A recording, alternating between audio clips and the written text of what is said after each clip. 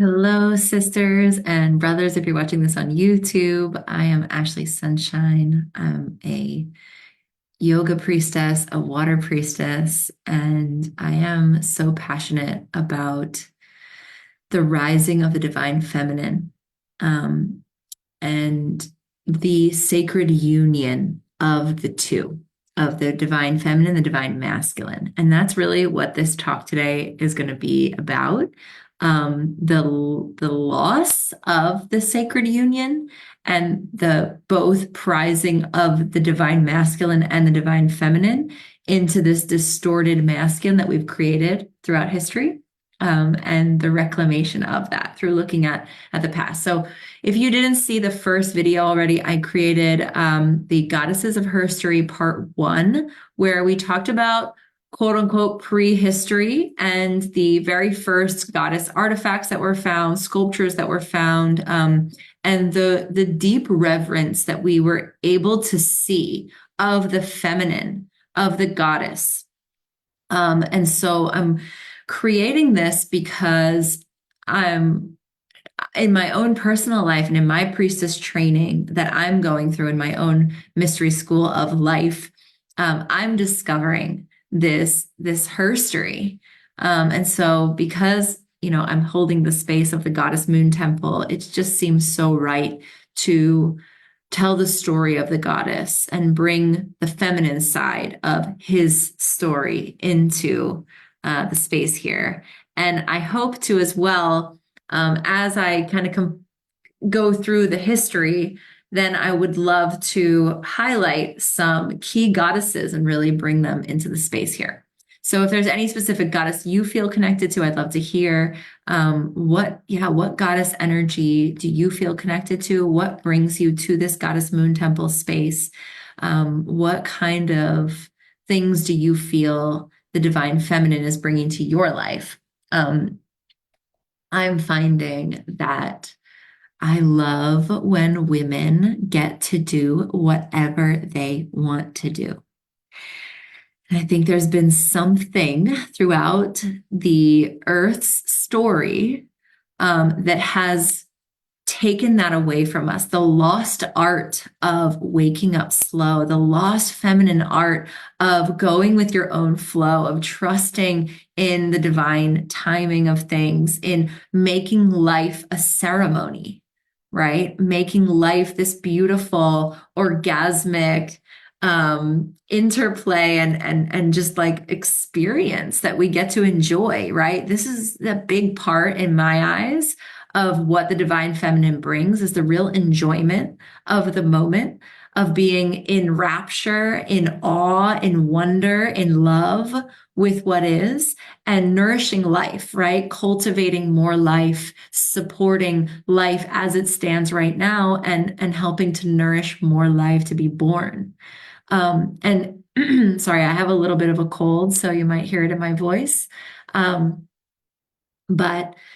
we all know that there's wars going on this planet right now, especially in the Middle East, where I'm currently located, and there's many other wars happening as well. And we can all agree that these wars are the wounded masculine, and so the antidote, or the peace bringer, is the rising of the loving feminine, that all beings need love, that all beings want nurturing.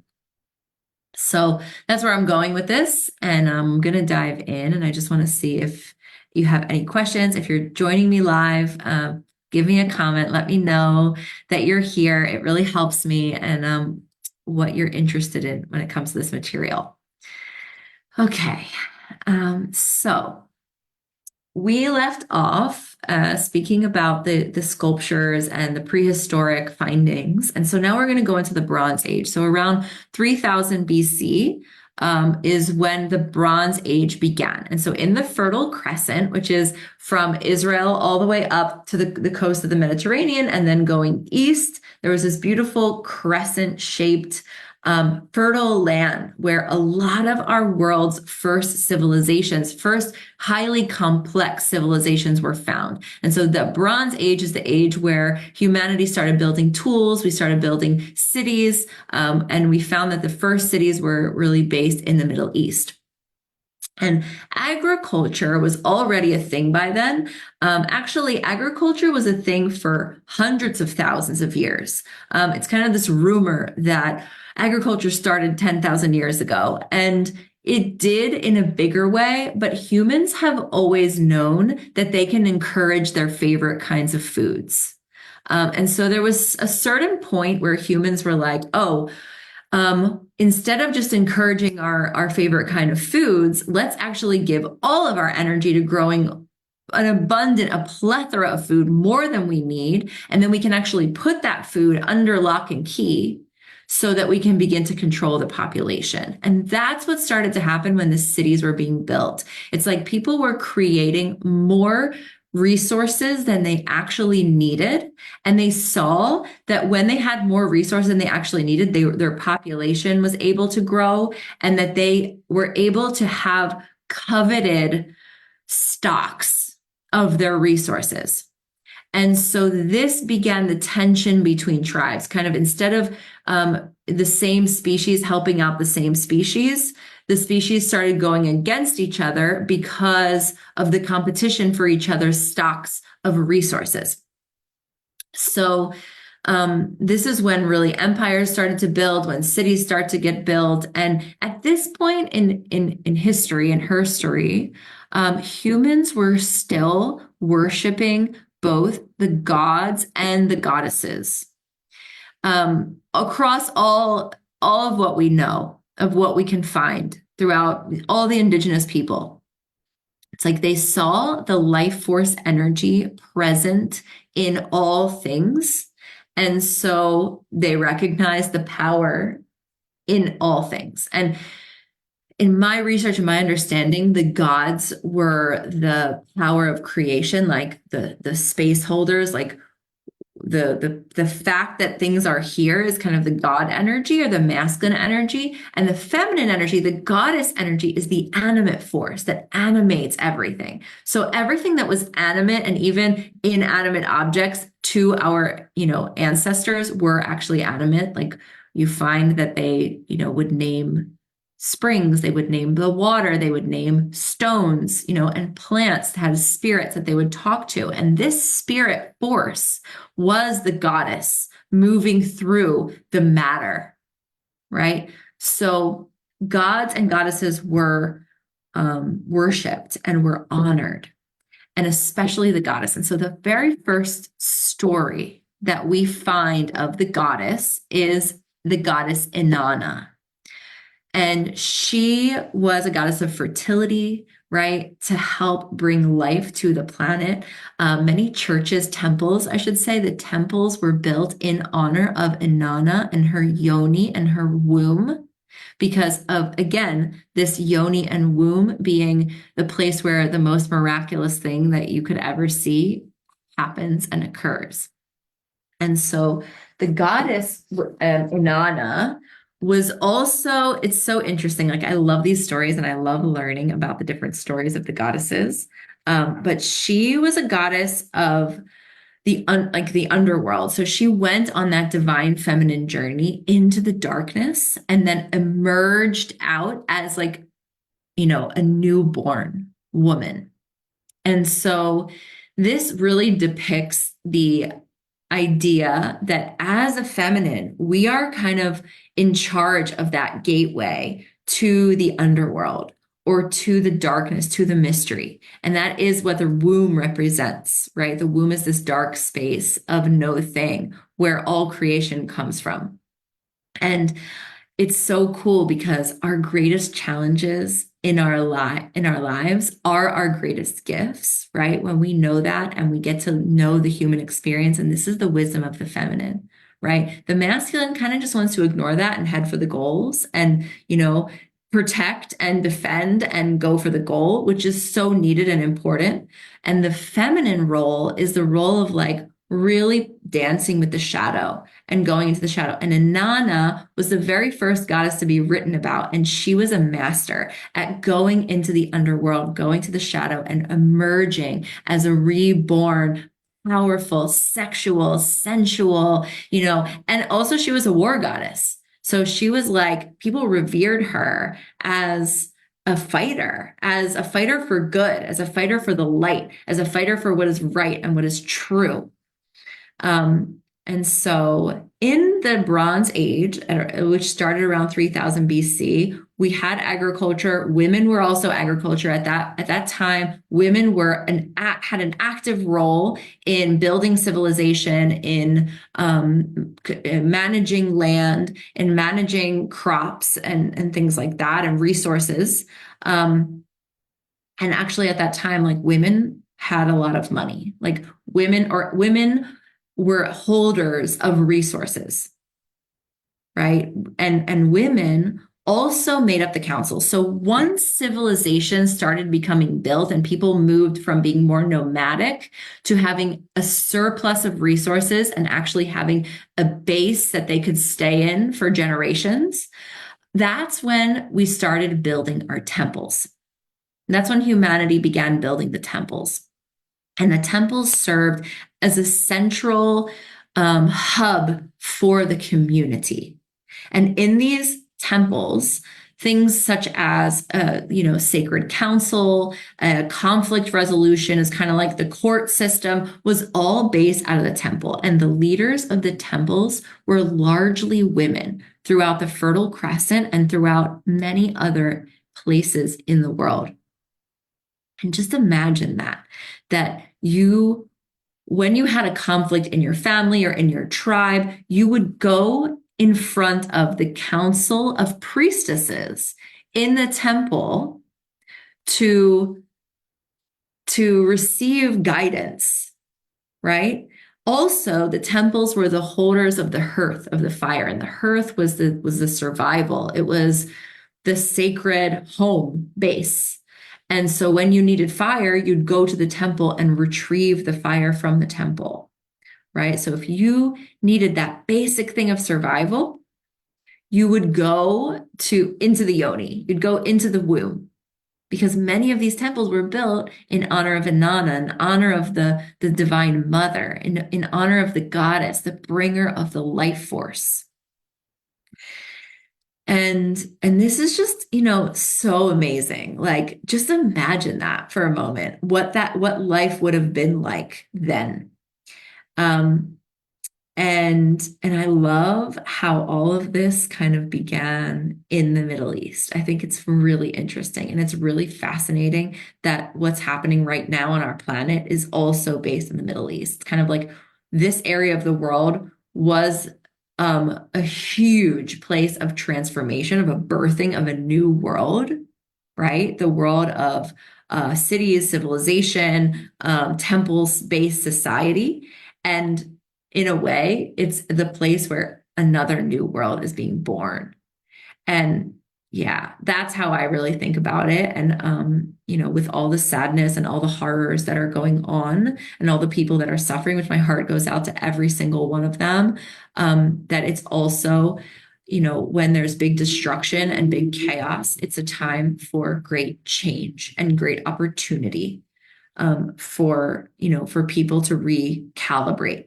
And I feel that in my own personal life, that like my chalice has been emptied, that so many things have been cleared. And now it's like, okay, what's going to happen? I don't know. There's space now for the goddess to come through. So my prayer is also that the goddess will really have that divine intervention and come through.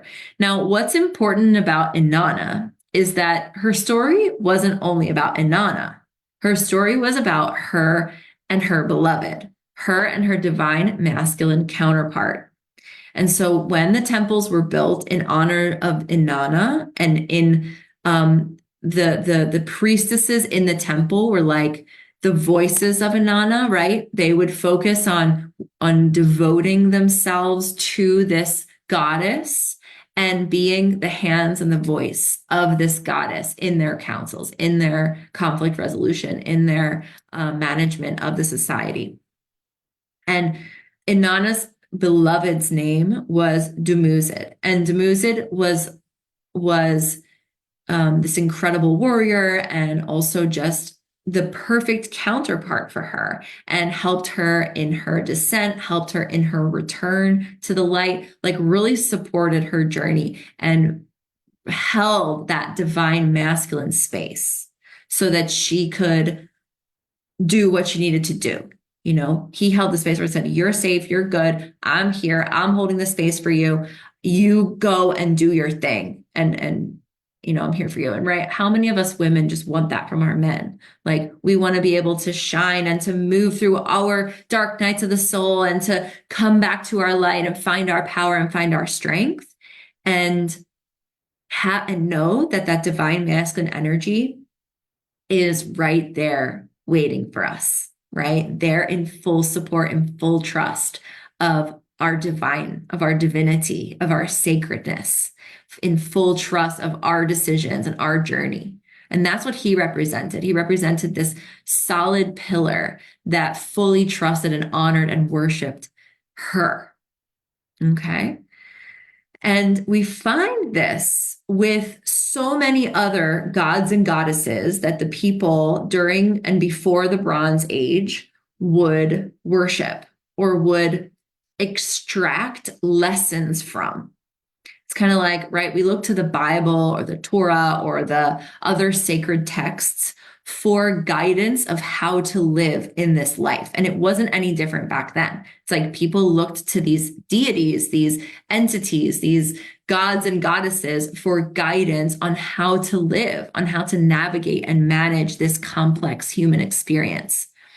And when they looked at, you know, Inanna and her beloved, they could see this representation of a sacred partnership, and then they could mimic that partnership, which is so beautiful. And that's also another reason why I love researching the goddesses, and because there's such a good example of ways to live, you know, and how to navigate this life. And Inanna is especially powerful for teaching us that it is okay to go into the challenge. It's okay to go into the dark night of the soul. And that's actually a very important part of our human journey, that we're meant to have challenges. We're meant to learn and discover through our own experience of needing to be uncomfortable and pulling out our resources that we didn't even know we had. And that's what she did so well. We also had in Egypt, at that period of time, the Egyptians were worshiping Isis and her beloved Osiris and their divine partnership. And Isis was this winged goddess. And in the goddess timeline that I shared with you last time, you can see that during the Bronze Age, all throughout the world, there were many goddesses with wings. So that's interesting too, right? Because when we're tapping into this goddess energy, it's something that we find on a universal level. We find that many people throughout the whole world are connecting it to the same messages and the same thing, which is a lot of what's happening now, especially with the Magdalene energy. A lot of women are feeling the Magdalene energy coming through from all corners of the globe. So I will definitely be talking about that. If not in this video, in the next video, I'll get more into the Magdalene energy.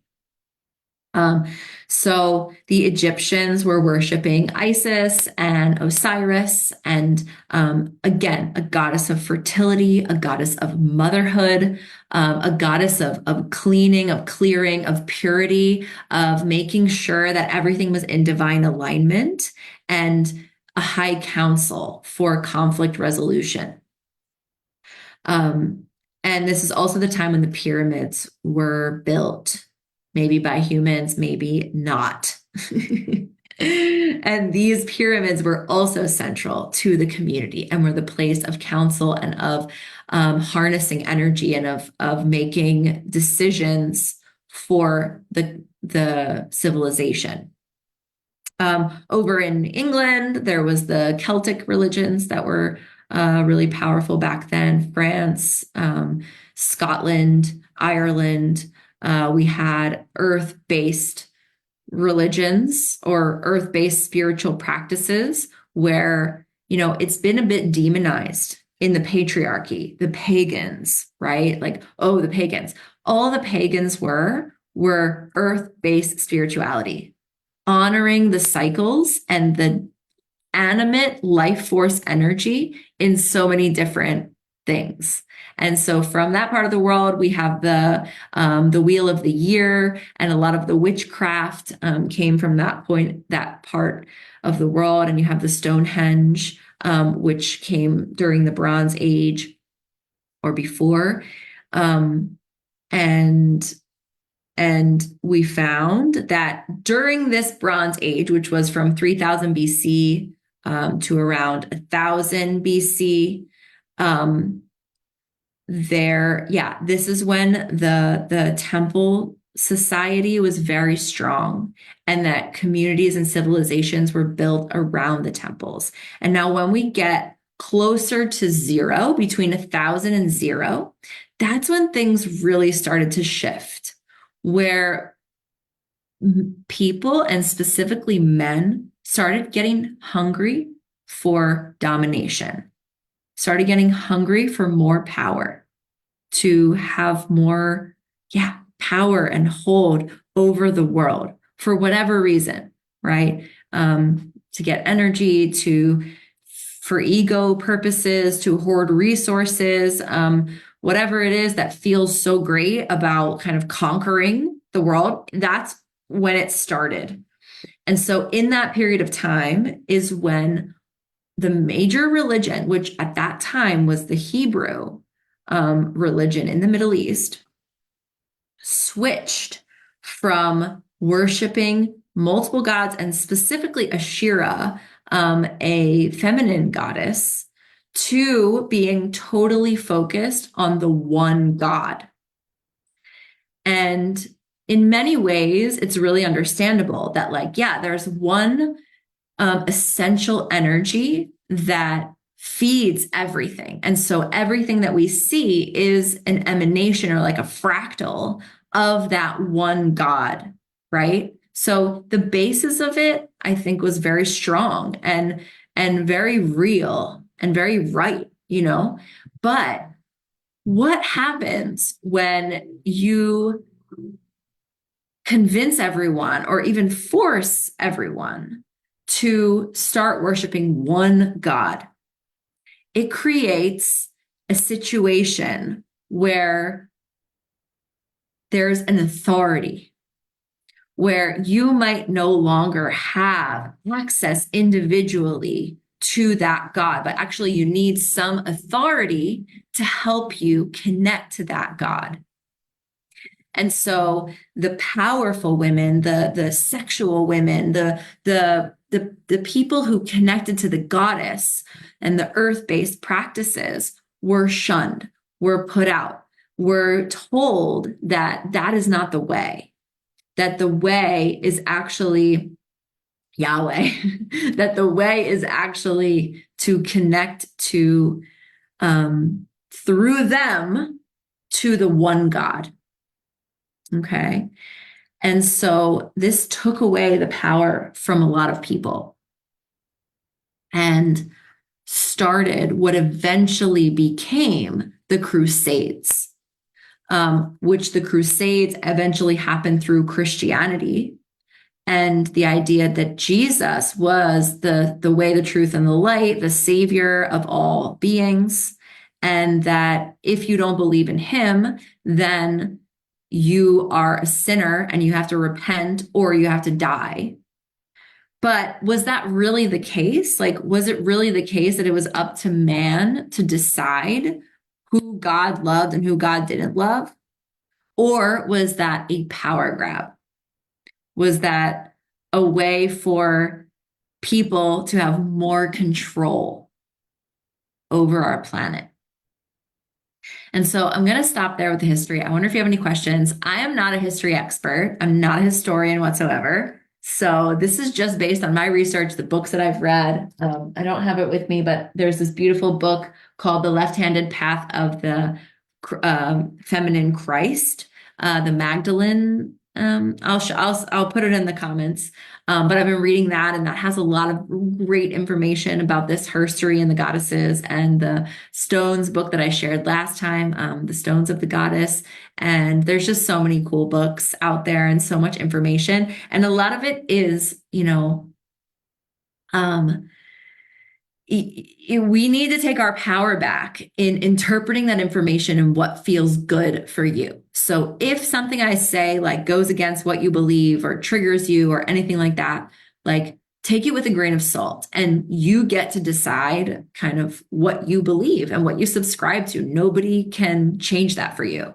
And that's exactly what we're dismantling here by reclaiming the divine feminine energy. We're dismantling anyone's ability to control what we believe, what we do with our time, how we manage our energy, what relationships we choose, where we choose to live. It's like we are taking that sovereignty back. And I see that for, the last 2 million years is like how long humans have been around for, that in all of that time, each one had the right, or each tribe had their way of relating to the natural world. And it proved itself over time. We've survived for that long by communing with the natural world, by, seeing the god and goddess in everything, and honoring the sun, honoring the moon, seeing the divine presence in the sun and in the moon, right? And only in the last 2,000 years or 3,000 years have we had one God that you have to believe in, or otherwise, you're blasphemy. And the idea here is, where can you take your power back? Where can you say that you get to decide what you believe? That you get to decide how you spend your time? And so the Bible and the Torah and these things tell stories based mostly on men, right? The men did this, the men did that, the men did this, the men did that. And that's what we have to follow. And the thing that has been ripped out of that is their feminine counterpart, that we need both. And that sacred union, the idea of each of us carrying special codes and being here for each other. We're here for ourselves because we're sovereign beings that get to decide for ourselves what we believe and how we spend our time. But we are also here for each other, to support each other, to hold space for each other, to bring our own unique codes, to co-create a fabric of harmony and existence in love together. So, is there anything else I wanted to say? I think that's enough for now. Yeah. And as we tap into, once again, I will share below a link to a picture of an ancient temple in Malta from around 3000 BC or so. I'll get that number exact. I don't remember exactly, but you'll see how the temple is in the shape of a woman, and because it has like 3 domes, and you can see like where the womb would be, the breasts would be, and the head would be. And then the entrance is the yoni. And on the summer solstice, the sun aligns from the yoni all the way to the crown. And so this is just that symbol of the bringer of life. And we have really steered away from there, and to a civilization and a lifestyle that doesn't prioritize our health and well-being, that has products like shampoo. Think about the shampoo that you buy. It's like, why is that so unhealthy? Why is it so full of chemicals? Why is my shampoo not something that really supports my well-being? And when you go down that rabbit hole and start thinking about that, like, why are there so many chemicals in there? It's like, well, there's been a disconnect between nurturing life and prizing life and honoring every individual as a miracle, honoring every birth as a miracle, to this intense separation that we've gone through for ego-driven behaviors, for money and hoarding-driven behaviors. And where is that disconnect? And how can each one of us within ourselves empower health and well-being? And when we can see this picture of history, and we can start getting things straight and realize, where did we go astray? We can then learn again from the past and adopt those stories again, learn about the goddess, learn about the women of history. And it's not that we want to go back to like before the Bronze Age, but we do want to take the wisdom from them because they did have something going. They did have a way of living with nature that proved the test of time that we have lost. Okay? And I really think that a big key to our next evolution to heaven on earth is about sacred union and honoring both the feminine and the masculine. So how can we do that in our lives? All right. I hope this has been really helpful for you. It's really interesting because this light, I don't know if it's the same on your computer, but it looks kind of like I have purple hair, which I'm not going to lie, I kind of like it. So it's cool. Anyway, all right, everyone, much love and many blessings and power and empowerment to continue to take our power back. All right, bye.